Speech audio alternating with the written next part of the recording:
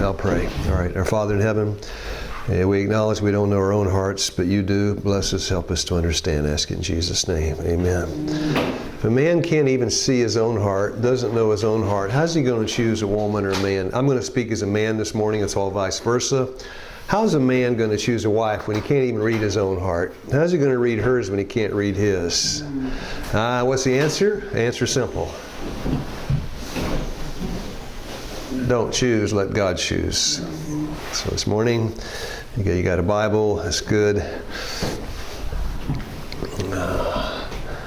This is a interesting little paragraph. You're not worthy of your wife. She's too good for you. She's frail, a frail, sensitive plant. She needs to be cared for tenderly.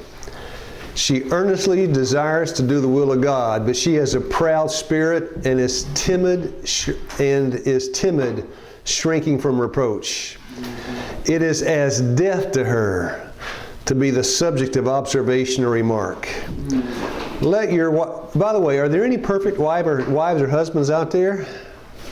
Haven't met one yet. Was this woman perfect? No. She has some problems? Yeah. And Mrs. White's about to say, and she needs the help that you can give her. She's about to say, let your wife be loved, honored, and cherished in fulfillment of the marriage vow, and she will come out of that reticent, diffident position which is natural to her. In other words, my dear husband, if you want a perfect wife, you be a... Thank you. Don't you like that? Yeah, you complain about your husband? You want a perfect husband? 1 Peter 3, verse 1. So this is what we're going to study this morning. The husband needs what the wife can give, and the wife needs what the husband can supply. Walking down toward the road to perfection together, huh? It takes a long time to get there. Who'd like to read this for us? And then I'll give you a different... We read it 2 or 3 days ago. We look at it a second time. A young man who enjoys the society and wins the friendship of a young lady unknown to her parents does not act a noble Christian part toward her or toward her parents.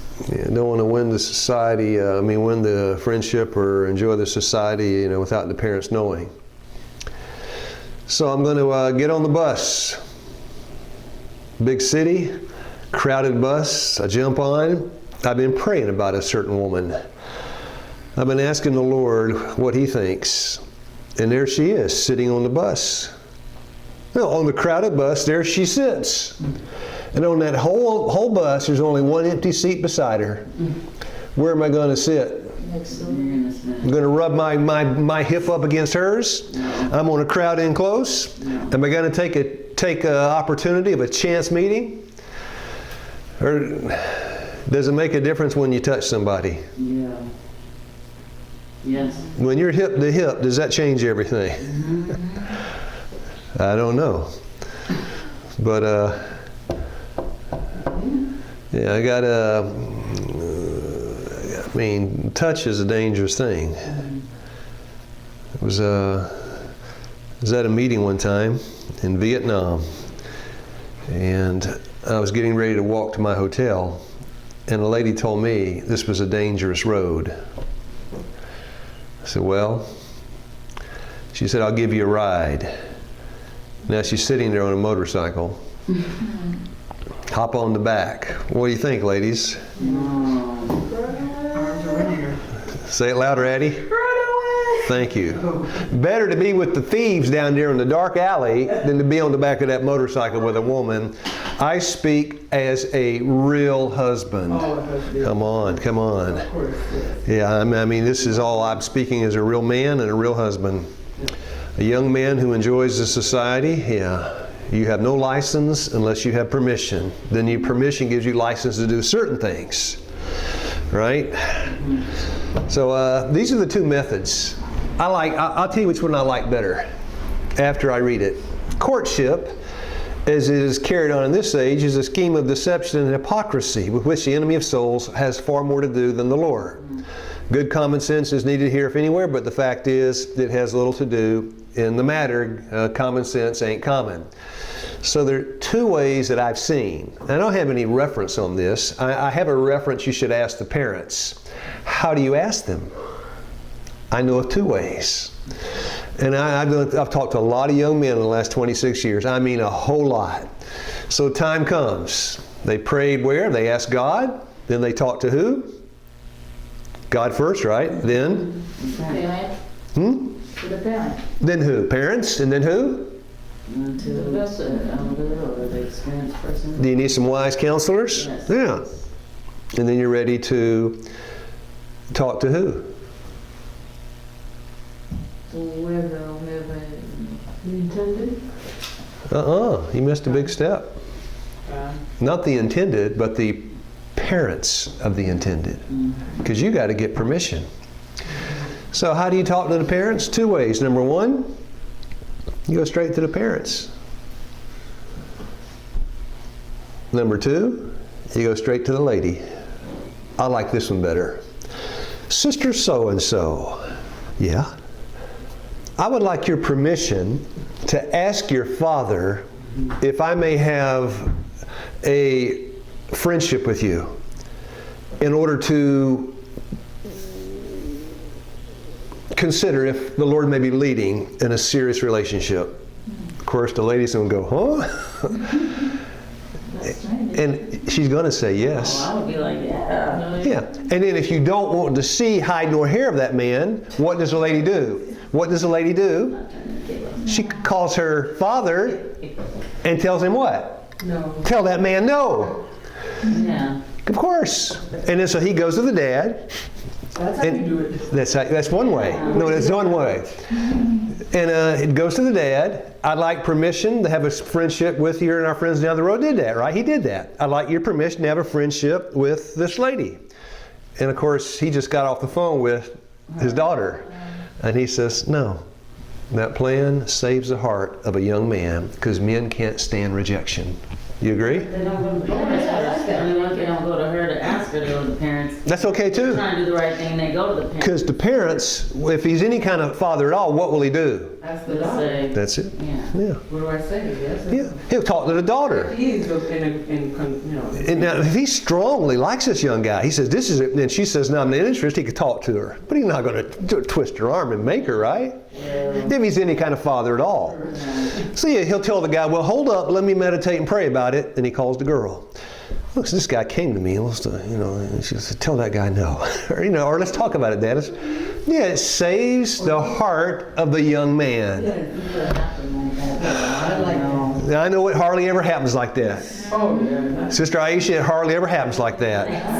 I'd be surprised if it happened even once. Come to you. Yeah, rare. It's rare. They come to you telling you that the Lord told them that it's Yeah. It saves heartbreak.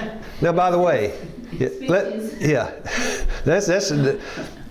me add this. If the man is already stolen the woman's heart before he goes to the father, it's all sham and a pretense. Save your time.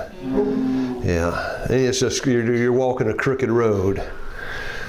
Well, yeah. Who'd like to read? If there is any subject that should be considered with calm reason and unimpassioned judgment is the subject of marriage. So here comes a young man talking to me. I say Isaiah 18, come now, let's reason together. This is what I say. What is it about her that you like? Is the Lord leading you to this woman? Why? Does she know how to cook? Does she have other practical skills? Is she faithful in her parental home? And if he doesn't have any reasons, what's he doing? I'll tell you. No, I'll tell you the answer. I got one. Darlene got it. She was talking to a lady, a friend of ours, but Darlene was doing the talking. She said, I like the way he makes me feel. Oh, no. But he's not a Seventh-day Adventist. Well, I know. He doesn't know how to change the oil. No practical skills. I know. He likes R&B music. Well, I know. He eats meat. I know. But I like the way he makes me feel. And she married that man, got pregnant, had a baby, now they're divorced. She's still a friend of ours. The feeling was over. Feeling was over. Feelings come and they go. There is some feeling in a marriage, right? I mean, there's some feeling and emotion. That's wonderful. Yeah. But it comes, and it goes, doesn't it? You know, I tell you, there's no feeling. Just as one example, maybe this is a bad example, but when I delivered a baby and Darlene laying there in a bloody mess in the bed, and the baby dead in my hand, there was no feeling. That's as much marriage as when you're having the poetry and eating the grapes, right? That's just all part of life. Yeah. And if your relationship goes down the drain when your feelings evaporate, you don't have a relationship. I like the way he makes me feel. Okay. Yeah. Once he cannot make you feel that way. Yeah, come on. Yeah, feelings. Feelings. I'll read the first part. By the way, this is secret agent. This is James Bond work, secret agent work. No, that's right. Yeah, the Lord encourages a man to do his secret agent work. Because isn't it obvious? You want to get permission from the Lord. You want to pray. You want to counsel before she knows you have an interest. Because once she knows, it will change the way she acts. Isn't that true? Yeah. Yeah. Well, sure it will. What kind of secret agent work should I do? Well, let's read. I'll read the first part. Let those who are contemplating marriage weigh every sentiment and watch every development of character. Yeah, watch her. Weigh it. Pray about it. But don't tell her. You go to worship. See if she's on time. You look at when she's going to wash the dishes. See if she's faithful at the sink. You walk by, sniff. See if she takes a bath. That's right. You do the things that are important in married life. But if you don't live close to her, So what do you know? No. Social setting. You know the days and the times you work in the kitchen. Just peek in the door. You don't want them to know. Yeah. Oh, so where do women fit in this? Women just have to wait for We're getting there. Okay, 'cause we wouldn't be doing this to someone we were interested in. We just wait for them to do all this. Good question. The Lord's got good answers. Okay. Yeah, good question. Because in the society today, the woman makes the first move, right? Yeah. Jean's gonna ask Joe out for a date. Society today, right? Jean's going to say to Joe, hey, let's go down to the, well, what's God's plan? Watch every development of character in the one with whom they think to unite their life destiny. Let every step toward a marriage alliance be characterized by, and who read the rest of the sentence? Modesty, simplicity, sincerity, and an earnest purpose to please and honor God. That's it. Like attracts like. You want a woman like that, you got to be a man like that. Marriage affects the afterlife both in this world and in the world to come. And Sister Aisha, the last part? A sincere Christian will make no plans that God cannot approve. Yeah, that's it. Yeah, you're not supposed to blow a trumpet and say, I'm interested in Sister so-and-so. Let's go through the process. I'll tell you why. I can give you 20 reasons. Here's one. If a man, his heart is drawn out to that woman, and God gives him the red light, stop right there. Is that going to be a problem if his heart's already attached? Yeah. Or the parents say. No, or the parents and the Lord say, he thinks the Lord says okay. He believes the parents say okay. But the counselor says, you're 16 years old, not old enough, stop right there.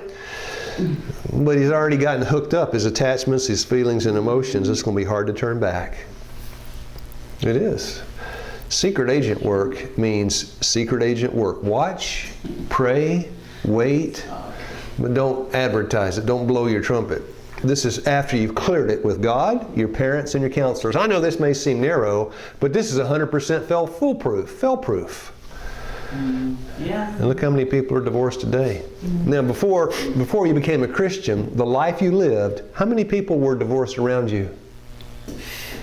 I mean, everybody. The people in my sphere. My brother, divorced. I was divorced. Darlene was divorced. Everybody was divorced. Everybody. My daughter today is getting a divorce. Everybody's divorcing. No, that plan is narrow. That plan is no good. Well, good, go get a divorce. Follow a different plan. If you want something to last, it needs to be like that. That's right. But you have to be patient. If you're looking for a cheap fling to make you feel good for a few months, well then shack up and save the price of a divorce. Right? Now we're about to move from the courtship to the engagement. You got to remember, Mrs. White was an American, and it's not like this in all cultures and all countries. Haiti, Mexico, things may be different in different countries. But this is from an American perspective. But the principle is the same. Let the question be raised, will this union help me heavenward? Okay, let's say your answer is yes. Will it increase my love for God? Yeah. Will it enlarge my sphere of view? Yeah. Not old enough? Yeah. It's all yeah. If these reflections present no drawback, then go forward. Mrs. White's all for going forward, then go forward. At some point, as you go forward, you begin to have some conviction, this may be the one. I believe this is the one.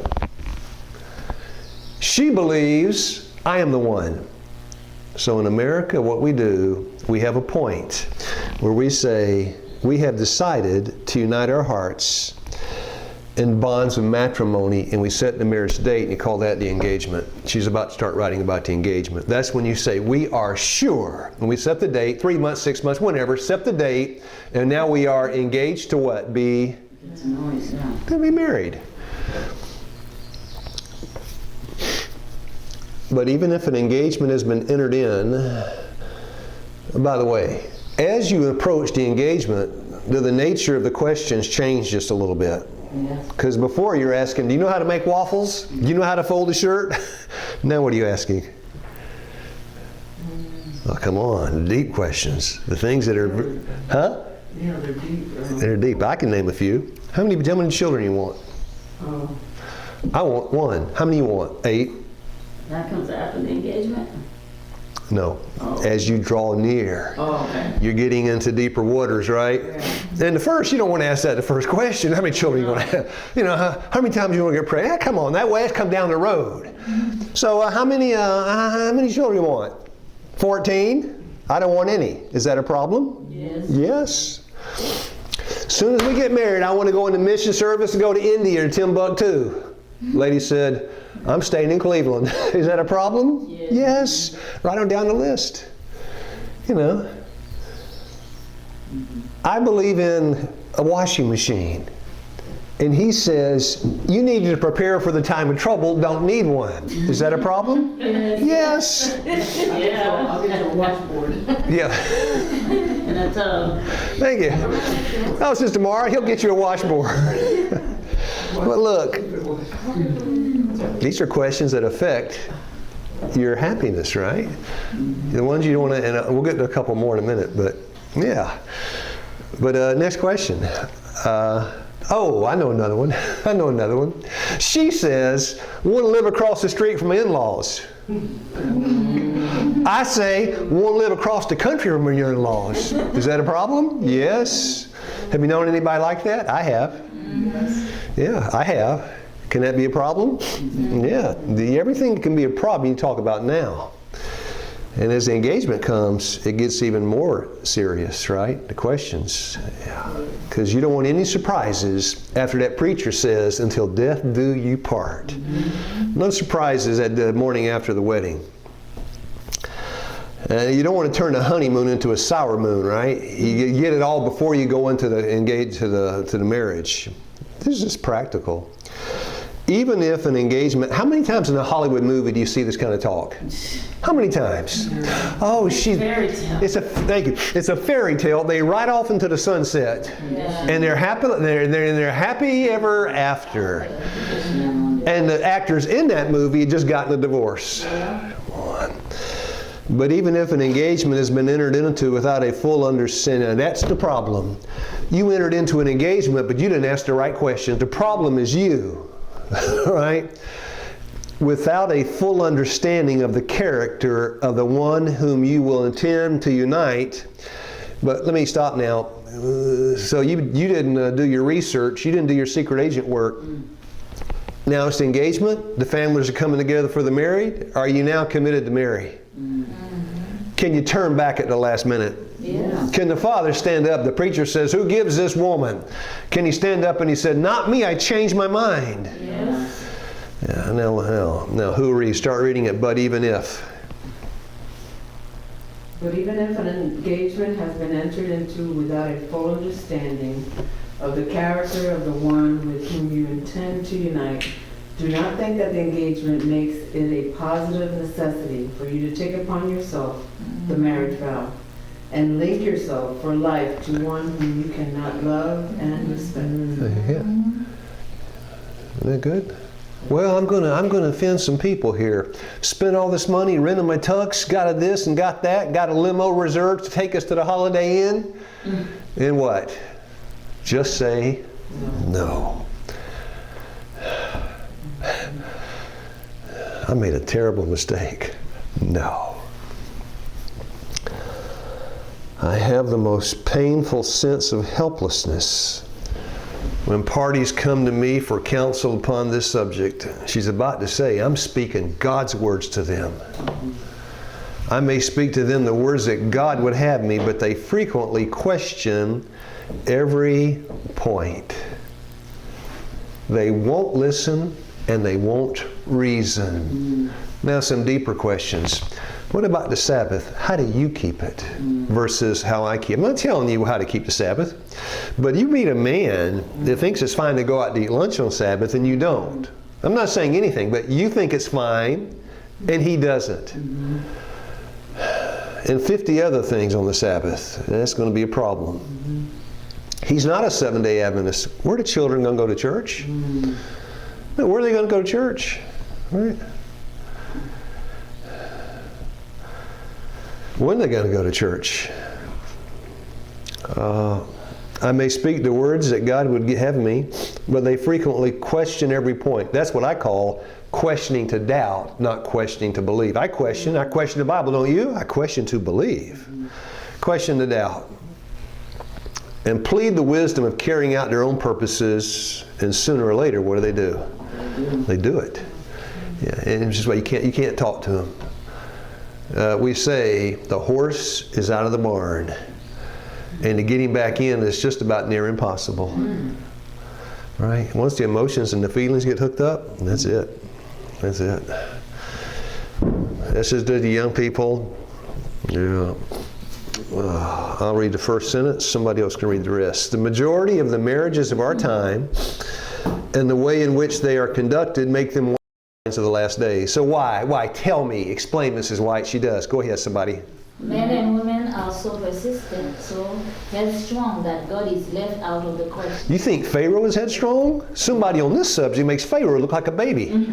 Now keep going, Miss Marie. Religion is left aside, as if it had no power to act in the solemn and important matter.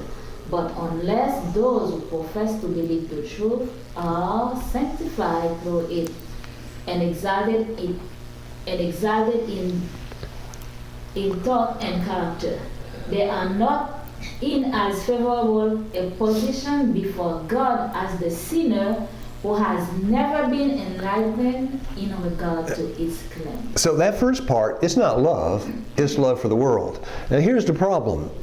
An informed, educated Seventh-day Adventist, when he doesn't follow the plan, he's worse than a pagan. I'll give you an example. Sure, I married Darlene when she was a Buddhist, but I didn't know any better. I had an excuse.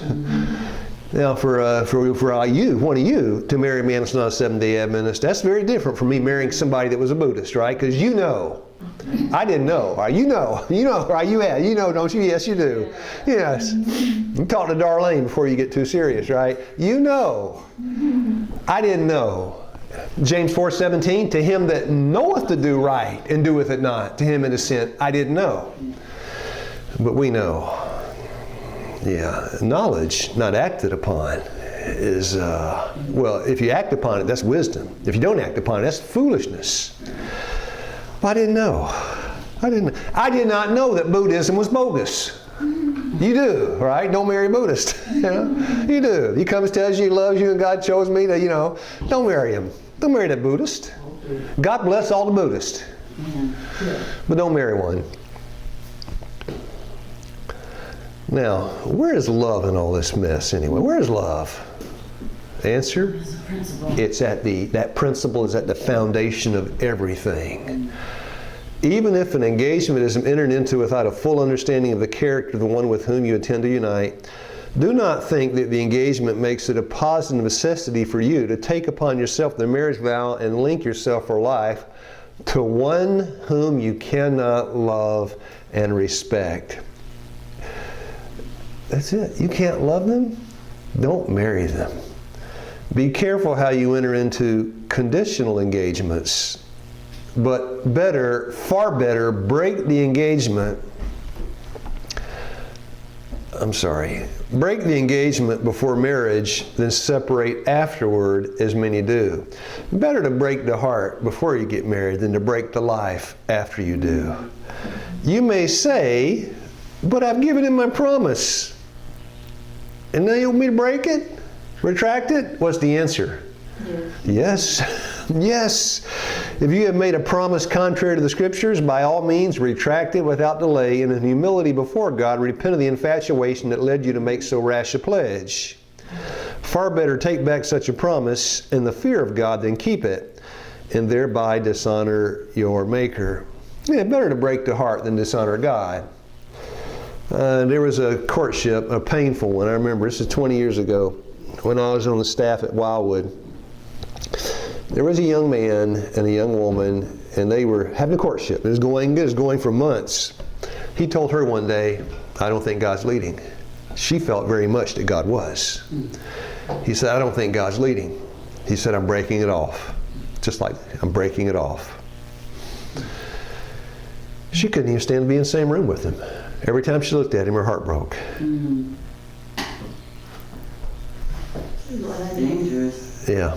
28 years ago, Yeah. I did the same thing. Yeah. But better to break that woman's heart than to marry her. Can't love her, He had reasons. Sure. Did you give them to her? Yeah, he gave them to her. And of course, she was blinded by infatuation. Before, I'm sorry, I know, and I'm human too. I'm human. I'm married a Buddhist, right? Before you get married, you're not supposed to have this, your whole gut into the relationship, right? There's part of you that always holds back. No, is that true? It's once you're married, you give yourself what? Mind, body, and soul. God first, but then the husband. The husband has an ownership he does not have. Song of Psalms 6:3, I am my beloved is mine. Before you're married, there is something that there's a barrier that does not exist after you're married. Isn't it true? Come on, it's true. Come on. And once you're married, there's no barrier. You now just entered into the husband and house man secret, sacred circle. You and the hubby, and God, of course. You and the hub. Before, you're not in that circle with anybody but God. I mean, it's weekly now, divorce. Yeah, hello. This is, yeah, how you doing? Well, we just got divorced. These are Seventh-day Adventists. Yeah. There's a cover in a magazine over there that's one of these magazines, nice couple on the front. They're now divorced. They were friends of mine. And they were missionaries. We got to, either God's plan doesn't work and we should burn the thing, or we ought to work the plan. You got to know it before you work it. Far better to take back such a promise in the fear of God than keep it and thereby dishonor your Maker. Now, Matthew 24:37, what's wrong with eating and drinking? Because as it was in the days of Noah, when the Lord comes back again, going to be the same way. What were they doing? They were eating and drinking. Not to the glory of God. Thank you. Ooh, well said. That's a nice Bible verse. They were doing it, but not for the glory of God. Now, let's just read. I'll read 37. The days of Noah were, so also shall also the coming of the Son of Man be. Sister Addie, 38. Because in the days that were before the flood, they were eating and drinking and marrying and giving in marriage until the day of Noah entered into the flood. Yeah, you got to eat and drink, all right? And get married, nothing wrong with that. And knew not until the flood came and took them all away, and so shall also the coming of the Son of Man be. And this is a nice statement from Christ's Object Lesson. This kind of gives you the wherewithal. The Bible declares that in the last days men will be absorbed in worldly pursuits and pleasure and money making. They will be blind to eternal realities. Christ says, as the days of Noah were, so shall also the coming of the Son of Man be. For as in the days that were before the flood, they were eating and drinking and marrying and giving in marriage until the day that Noah entered into the ark, and knew not until the flood came and took them all away. And so shall also the coming of the Son of Man be. Now, Sister Addie, the last part. So it is today, men are rushing on in a chase for gain and selfish indulgence, as if there were no God, no heaven, and no God. Let me say it in a modern slang kind of a way.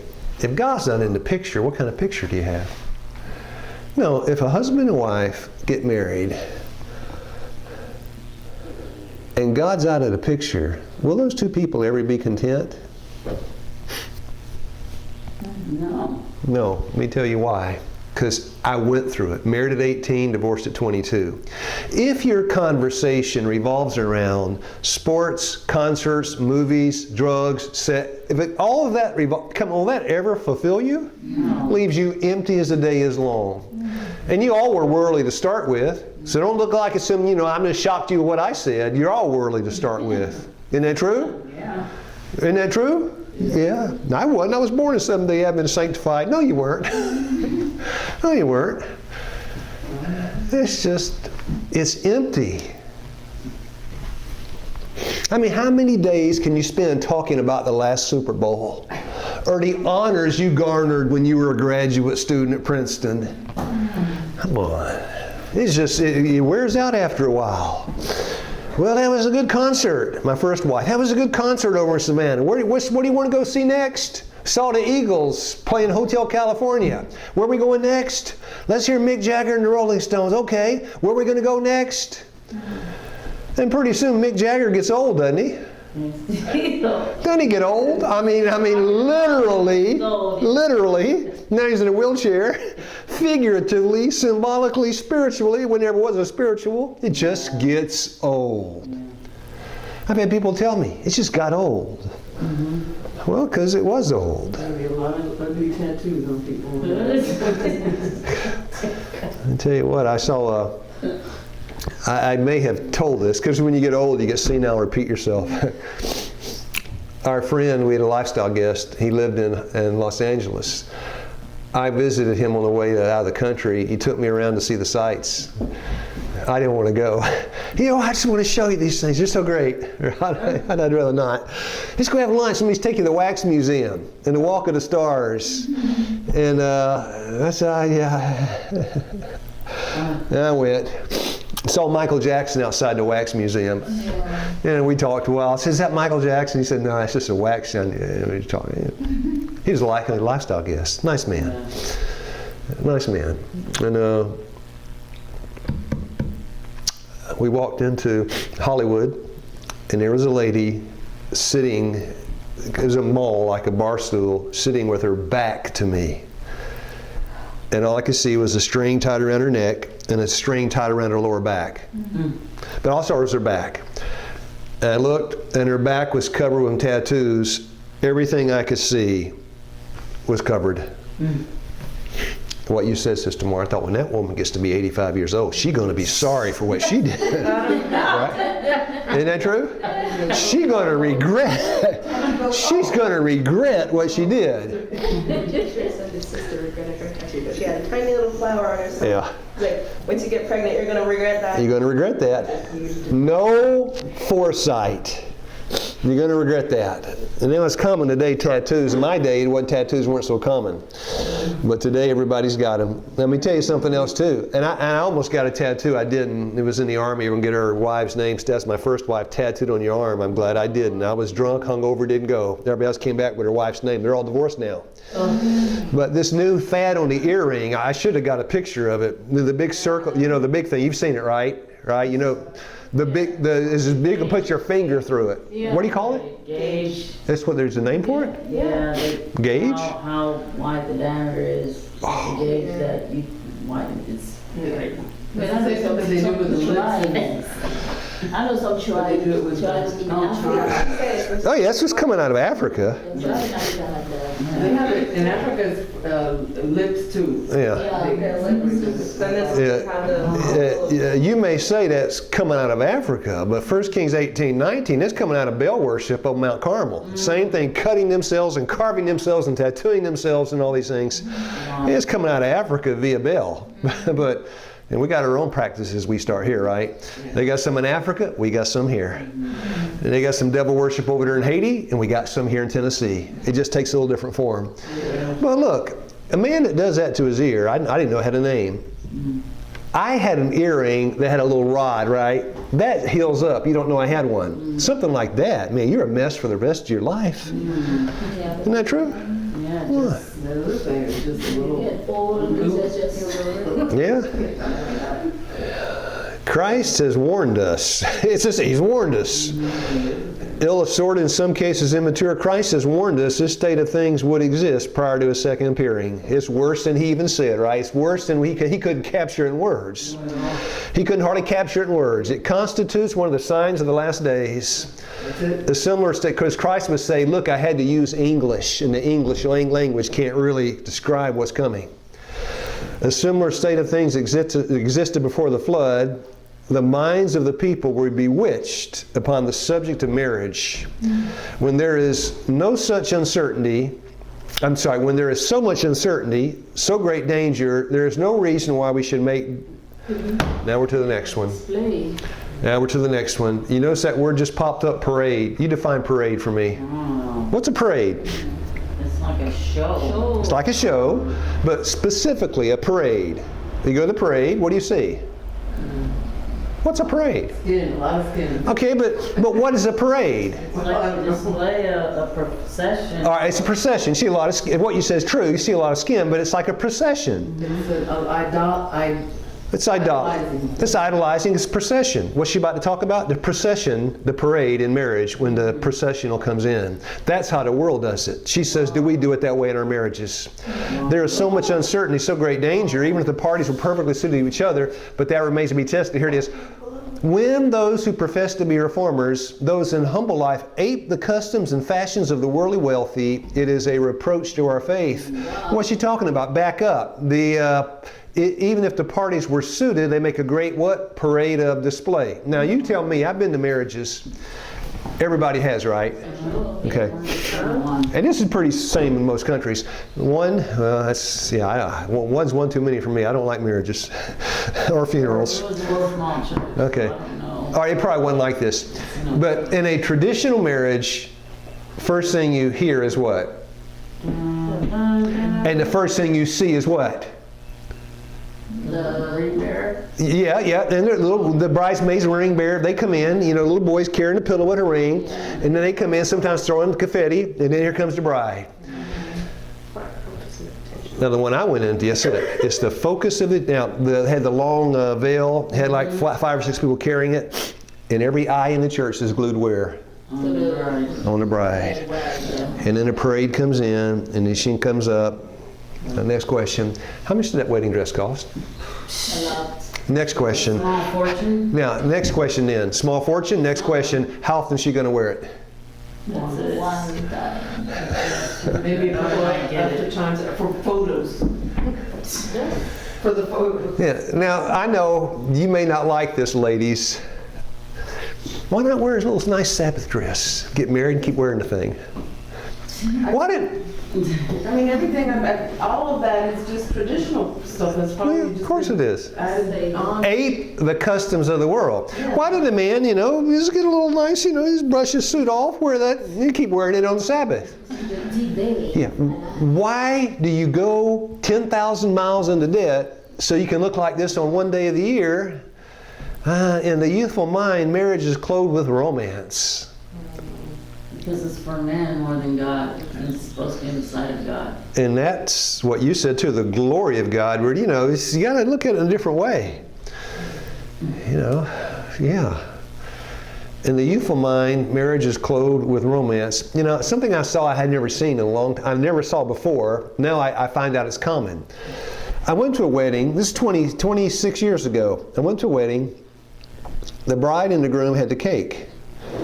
And I thought they were going to feed each other. Do you know what I'm talking about? Yeah. What do? They put it in, did they smash in each other's face? Yeah, I never in my life, I thought, what did they just do? They smashed it all over each other's face. I thought, what? What did they do? Why? You've seen that, you've heard of that, right? I've never in my life. Yes. This was a church wedding. And she smashed it all in his face. And what's he doing? Laughing. I thought, if my wife smashed that cake in my face, I don't think I'd be happy. Maybe she's pleasure. No, they don't live long. They just, I don't know what they do. The opposite. Everything's opposite. It's opposite. Marriage is, Good and evil. it's kind of, yeah, clothed with romance. If the couple can afford, to have something. I don't say afford it. If they can afford it without that, like Yeah. And I wouldn't, king, of England or whatever. yeah, I wouldn't tell anybody what they should do. Like that lady. Yeah. Harry Markle. Yes, they can afford it. But I'd say these things are to read, Come on. and you apply it to your own self. In a youthful mind, marriage is clothed with romance. It is difficult to divest it of this feature, with which imagination covers it. And to impress the mind with a sense of the weighty responsibilities involved in the marriage vow. Now, I know this for a fact, though. No matter what you think, no matter what you say, I know that smashing the cake in your face and all these other things, that is almost immediately after you say I do, and that you're now married. That is the keynote for what you're going to do the rest of your life. Yeah. And this, if there's ever a time to be serious, it's where you're headed into the marriage union. People are looking for substance in a relationship. You jam cake down my face, where's that? Give me some substance. Weighty responsibilities. The woman in John 4, the woman at the well, right? She was looking but not finding. And Jesus gave her some substance. John 4:14. He offered her that which she didn't have. No, she had men, had a closet full of men. They all made her feel good, but she didn't have any substance. And Christ was not making a move on her either. No. Not at all. But he offered her substance.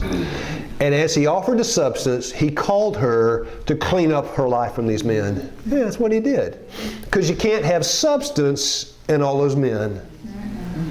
One man, one woman. Monogamy. No fornication if you want substance. I know, well, I'm in Norway and we're just shacking up for a few months, so this, that, and the other, but you'll never have any substance because you got no commitment, no permanence, no stability. You've got nothing. You can talk about concerts all day long. At the end of the day, the soul is still thirsty, and that's the woman at the well. Who read John 4:14? But whosoever drinketh of the water that I shall give him shall never thirst, but the water that I shall give him shall be in him a well of water springing up into everlasting life. He was offering. And in verse 15, she said, I'll take some. Now, Sister Aisha, 16. Jesus said unto her, Go, call thy husband and come hither. You can't have the water with all those men in the closet. You can't drink it. It just turns into regular water, right? Now, verse 17. The woman answered and said, I have no husband. Jesus said unto her, Thou hast well said, I have no husband. But she walked out of there changed. was it lying? Yeah. Yeah. Got no, yeah. Was it lying? Yeah, I had a lot of men, but never had a husband. For thou hast had 5 husbands, and whom thou now hast is not. Change the old language. Well, you had 5 husbands, and the one you have now is not your husband. And what you said, that is true. It's the business of what? Multiplying husbands. But she wasn't married to 5 men. No, evidently not. Evidently. I'm always afraid to say, but evidently not. It wasn't marriage, divorce, marriage, but she'd had a string of men. So if I propose that husband, even... Well, I don't know. So I don't know. So Aisha, you ever had a good question? I don't know. Darling this morning asked me a question. I don't know. Yeah, I don't know. I'm afraid to say. But I know this. What she saw, she considered of more value than what she had. Matthew 13:46, when she found the one pearl of great price, she sold what? Everything. How did that woman know? Matthew 16:17, flesh and blood hath not revealed it unto you. She had a divine revelation there at the well. This man has something that I need. What's it going to cost me? Clean up my life. And she did it. We know the story, right? She did it. Yeah. She did it. Now, not much time this morning. Got to go fast. Christ taught that he would have us rejoice with those who rejoice in the observance of his statutes. He never discouraged the innocent festivities of mankind when carried on in accordance with the laws of heaven. Marriage ceremonies are made matters of display, extravagance, and self-indulgence. That's why I say just consider the cost of the dress, consider the cost of the reception, consider why not wear your Sabbath clothes, have a potluck. But if here it comes.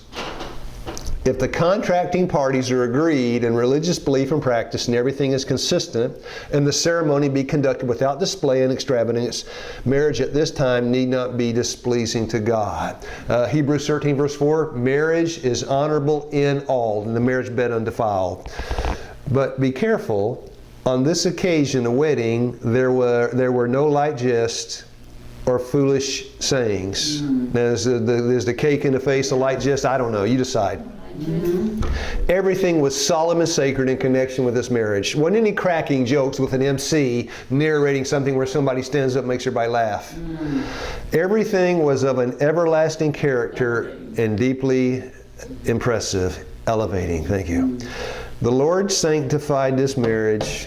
Surprise, surprise, surprise. Where are they going on their honeymoon? Mission work in Thailand. Sound like a honeymoon you'd want to go on? That's right.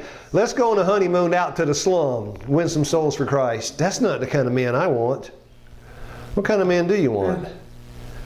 You going to go to Vegas and shoot craps and play black? I mean, what kind of man do you want?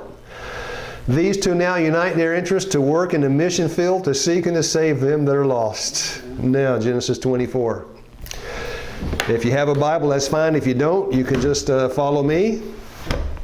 What about the dance? The first dance, like, when they're married and then they have to dance. Well, I don't know about all that. Find me, get a reference here. I don't know. I don't know anything hardly, except what the Bible says. Genesis 24. Now, we don't have time, so I'm just going to zip through it very quickly. This may surprise you, but everything we just read in the last 8 hours is in Genesis 24. Thank you. In Genesis 24, the book in the Bible that covers more history than any other book, from creation up to 1500 BC. That's a whole lot of years. The most time is spent, this is the biggest book, and the book that this is the biggest chapter in the book that covers the most history of any book in the Bible, Genesis. And this is the longest chapter. And this chapter is devoted to one event, a man marrying a woman, Isaac and Rebekah. Chapter 24, verse 2, 3, and 4. He tells that servant, you better get somebody from the church. Don't you go to these Canaanites. You go back to my house. You get somebody that believes like we believe. That's verse 2, 3, and 4. Isn't that right? Somebody read 3. We're not going to read them all, but just 24 verse 3. And I will make thee swear by the Lord, the God of heaven and the God of the earth, that thou shalt not take a wife unto my son of the daughters of the Canaanite, among whom I dwell. Don't you bring back a Canaanite. Where are you going? Verse 4, my people, my kindred. Okay, that's it. Now verse 8. And the woman will not be willing to follow thee. Then thou shalt be clear from your oath, only bring not my son thither again. You go there, and she won't come back. That's okay. You did your job, but don't bring a Canaanite here. Does she have a choice? Yes. So first thing to do, remember, double your prayer life. You pray. Verse 12, what's the servant doing? The servant's been commissioned to find out the wife. What's he doing? Verse 12, somebody read. And he said, O Lord, God of my Master Abraham, I pray thee, send me good speed this day, and show kindness unto my master Abraham. Now this is way back, this is back in the olden days. He asked for a sign. You might not want to do that today. He asked for a sign. What kind of sign did he ask for? He says, show kindness. By doing what? Yes, by doing what? Physical, Offering to water them and physical stuff. What? The flock of what? Oh, you mean down here? How much water can a camel drink? a lot. Yeah, you get a whole bunch of camels that hadn't drank in a long time, and somebody to water all those camels. Is that a practical domestic duty? Yes, he's looking for evidence of practical domestic duties. Verse 17, and the servant came to meet her and said, let me, I pray thee, drink a little water of thy pitcher. And she said, drink, my Lord. And she hasted and let down her pitcher in her hand and gave him to drink. And then verse 19, then what did she do? And she drew water for the camel. Yeah, that's it. Practical domestic training. Verse 23, secret agent work. Verse 23, who'll read? And said, whose daughter art thou? Tell me, I pray thee, is there room in thy father's house for us to lodge in? Yeah, who's your parents? Where are you from? What's your address? Oh, Abraham's family, huh? Now, well, come on, verse 26, what's he do next? And the man bowed down his head and worshiped the Lord. That's right. And then he goes to see the guardian, the legal guardians. He's not saying anything to her yet. He's going to talk to her guardians, legal representatives, her parents first.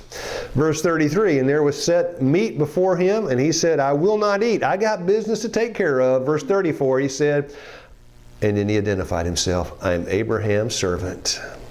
And the Lord hath blessed my master, and he gives all the different facts down to verse 40. He said unto me, the Lord before whom I walk will send his angel with thee and prosper thy way. Thou shalt take a wife for my son and my kindred and of my father's house. And he gives the whole story. 45, 46, 47.